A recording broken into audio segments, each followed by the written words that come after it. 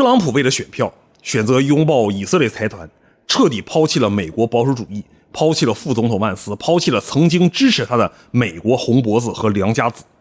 许多人以为2026年2月28日美国和以色列对伊朗发动的战争是美国帝国主义军事霸权的又一次高光时刻，是单极世界秩序对中东刺头的终极惩戒。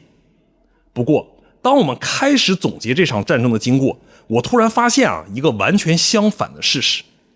这场战争不仅是美国保守主义政治基本盘的墓志铭，更是美国将其全球金融和军事霸权拱手让给中国的催化剂。各位早上中午半夜起的观众朋友们，大家好，我是五人。今天我们来深度分析一下这场号称为了美国利益的战争到底如何被资本裹挟，又如何让美国在印太地区的战略部署彻底破产，最终呢让中国兵不血刃地完成了地缘政治套利的。从2月28日开始，美以和伊朗的战争已经打了小1个月了。目前来看，战争结束遥遥无期。一开始呢，很多人以为这就像美国当年在委内瑞拉行动一样，一天之内干掉伊朗政府核心，然后迅速扶持反对派上位，这些反对派呢就对美国俯首称臣呐。但是结果证明呢，美国大错特错。穆杰巴塔哈梅内伊迅速接班整个伊朗社会在外部极端高压下，整个伊朗社会在外部的极端高压下反而变得空前团结了。作为反击，伊朗启动了代号为真实承诺4的报复行动用一种近乎残酷的非对称消耗战把美军拖入了泥潭。现在战争的经济账已经是极度畸形的了，美国这个月花了超过1000亿的军费，打光了400万美元的爱国者拦截弹和1200万美元的萨德拦截弹，而这些武器呢，只是去对付伊朗造价为5万美金的沙赫德无人机而且伊朗的导弹和无人机仍然有相当的库存这些手工导弹精准命中了巴林、卡塔尔、科威特、沙特和阿联酋境内的美军基地，摧毁了至少7处关键的雷达和通信设施美军甚至被迫将空中行动转移到更远的基地这也导致一架 KC-135 空中加油机在伊拉克西部坠毁了，甚至呢引以为傲的 F-35 战斗机也被伊朗锁定并击伤。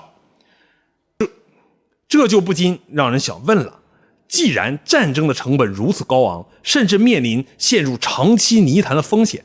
那么这个在竞选时高喊结束无休止战争的特朗普政府为什么会主动扣动扳机？这就涉及到我们今天的核心看点了这第一层呢，就是政治资本的赎买与 MAGA 路线的破产。这场战争根本就不是什么美国国家安全战略的必然产物而是一场被犹太资本和游说集团精准绑架的定制战争2024年大选前呢，超级犹太金主米里亚姆·阿德尔森向特朗普竞选团队砸下了至少1亿美金他的核心诉求非常明确，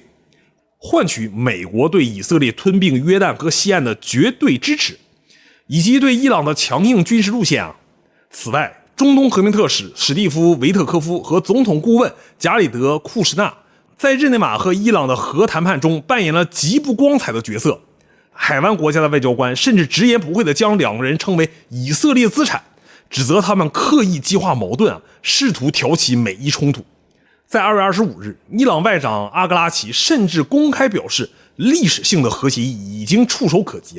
阿曼外交官也认为和平在望了，但特朗普政府硬是在谈判的最后关头关闭了外交大门，直接发动了空袭。那么美国政府内部那些真正坚持美国优先、反对卷入中东战争的保守派到哪里去了呢？答案是他们被系统性的清洗和边缘化了。最典型的例子就是副总统 J.D. 万斯，作为新右翼和 MAGA 运动的知识界标杆，万斯呢一直主张美国应该从海外收缩，将战略重心转移到国内经济和对付中国上。但在这场战争中，他变成了一个彻底被架空的政治摆设。当特朗普在海湖庄严的临时作战情报室里与中情局局长和军方高层指挥突袭伊朗时候，万斯根本不在场相反，特朗普给他安排的任务是什么呢？是任命他为共和党全国委员会的财务主席，把他打发到全国各地去为2026年的中期选举筹款。从而将它物理隔绝在白宫的决策核心之外。不仅如此，万斯本来试图建立一个由白宫直接领导的国家欺诈执行司，来巩固自己的政治基本盘。结果呢，这个提议在宣布当天就被白宫和司法部悄悄阉割，变成了司法部副部长名下的一个普通部门。万斯在这场战争中只能作为一个尴尬的背锅侠，在镜头前用蹩脚的逻辑却为一场他私下里反对的战争辩护。比万斯更惨的是国家反恐中心主任乔肯特，这位曾经在游骑兵和中情局服役，拥有11次海外战斗部署经验的硬汉在3月16日直接递交了辞呈。肯特在他的辞职信中撕下最后一块遮羞布，他公开指责这场战争是人造的，伊朗对美国根本就不构成没结的威胁美国参战完全是屈服于以色列以其强大的美国游说集团的压力。随后，肯特更是被联邦调查局以涉嫌泄密机密情报为由接受了调查，遭到了政治上的追杀。当传统鹰派如马克·卢比奥完全掌控了国家安全委员会，当军工复合体和犹太资本用1亿美元砸断了白宫的决策权，美国保守主义的内核就已经死亡了。美国不再是为了保护自己的边境和劳工而战而是再次沦为了中东代理人的利益的打手。说到这儿，我想问大家一个问题当一个国家的军事机器可以被外部资本明码标价的驱动时，这个国家的霸权还剩多少公信力呢？如果说内部的政治撕裂只是动摇了美国的国本，那么这场战争对美国全球军力部署的抽血，则在物理层面上瓦解了美国的印太战略这引出了我们今天第二个深度逻辑，拆东墙补西墙的战略透支为了应对伊朗在波斯湾的导弹雨美国的拦截导弹消耗速度惊人为了填补这个无底洞呢，五角大楼不得不从印太地区抽调了极其宝贵的防空反导资产。驻韩美军正将 20% 到 30% 的爱国者导弹电池转向中东。不仅如此呢，韩国还被迫从自己的战略储备中抽出了大约30枚拦截弹运往阿联酋。在海权方面美国海军竟然有 41% 具备战斗能力的舰艇被死死钉在了中东地区。原本部署在太平洋的林肯号航母打击群被紧急抽调到了阿拉伯海，而唯一一艘常驻亚洲的乔治华盛顿号航母还在日本进行维修。此外呢，美军还动用了驻扎在日本大约2500名海军陆战队远征军前往中东前线这套操作呢，在军事逻辑上简直就是自杀了。美国把本应用于威慑中国的核心军事资源填进了中东的沙漠里。日本、韩国、菲律宾等亚洲盟友看得非常清楚，美国的延伸威慑在关键时候是不可靠的。当华盛顿呢必须在波斯湾和西太平洋做出选择时，他牺牲的是亚洲。这种战略上的顾此失彼，不仅让美国在印太地区的军事存在变得空洞化，也让其他亚洲盟国不得不加速寻找替代性的安全与经济保障。就在美国为了以色列的绝对安全而烧钱流血耗尽弹药的同时，中国在干什么呢？中国正进行了一场教科书级别的离岸平衡与地缘政治套利。面对这场危机，中国的外交应对异常冷静冲突爆发后，中国呢迅速从伊朗撤出了3000名公民，同时呢在外交部发布会上谴责美以未经联合国授权的军事打击，呼吁各方保持克制。当然这些都是套话了中国只动嘴，也拒绝了美国的护航要求，结果却成了这场战争最大的结构性赢家。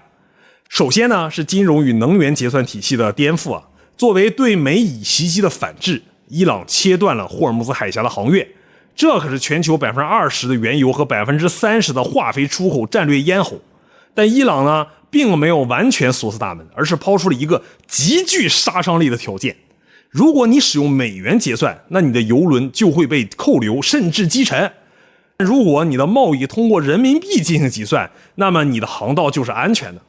这招金融锁喉直接打在了美国人的七寸上中国建立的人民币跨境支付系统在这个时候成了全球能源贸易的避风港。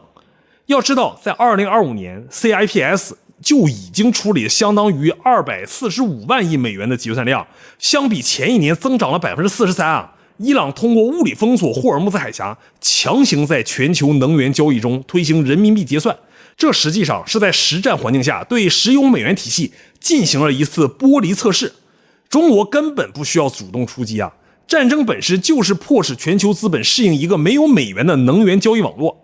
其次是军事技术与国防标准的实战代工检验啊。这场战争中，伊朗的导弹和无人机表现出了极高的打击精度啊，这背后离不开中国的技术和隐形支持啊。根据多方位的情报分析啊，由于 GPS 在战区被美军严重干扰，伊朗的弹道系统大量接入了中国提供的北岛卫星导航系统。同时呢，中国的商业卫星星座如吉林1号为伊朗提供了实时的战场光学和雷达图像，这使伊朗呢能够精准监控美军航母编队的动向，并进行目标分配啊。通过观察伊朗使用廉价无人机和弹道导弹对抗美国最先进的爱国者和萨德系统，中国解放军不费一枪一弹就获取了西方防空反导网络在极限的饱和攻击下的真实拦截率、雷达响应时间和后勤补给瓶颈。这就相当于美国自掏腰包，为中国在未来潜在的台海或者南海冲突中的区域拒止的战略提供了一次最高规格的免费实兵对抗演习。最后是地缘政治生态的重塑。特朗普在发现战争陷入僵局后啊，竟然试图呼吁中国、日本和英国派遣军舰去波斯湾帮忙维持霍尔木兹海峡的航运。这种要求不仅被英日盟友敷衍啊，更凸显了美国在维持全球公共产品上的力不从心啊。中国自然不会替美国收拾烂摊子，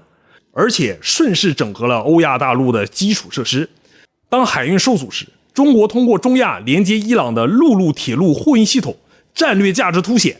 中国不仅掌握了物流的定价权啊，更将其电信、安防和基础标准深深植入了中东的社会骨架中。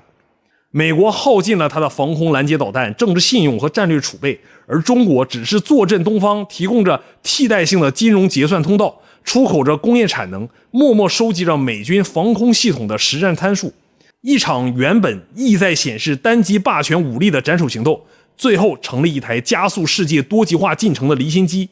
美国为了满足国内外的犹太人，在波斯湾的沙漠里埋葬了自己重返亚太的战略资本。我们来做一个推演互动啊，如果美国在波斯湾每天以消耗数百万美元防空导弹的速度继续流血，同时呢，印太地区的力量真空不断扩大，你们认为这些长期依赖美国安全保护的亚洲国家还需要多久才能彻底导向一套由中国主导的区域经济和安全新秩序呢？把你的判断写在留言区。理解世界不要看政客们怎么说，要看航母的轨迹、资本的流向和导弹的落点。我是五人，我们下期节目接着聊。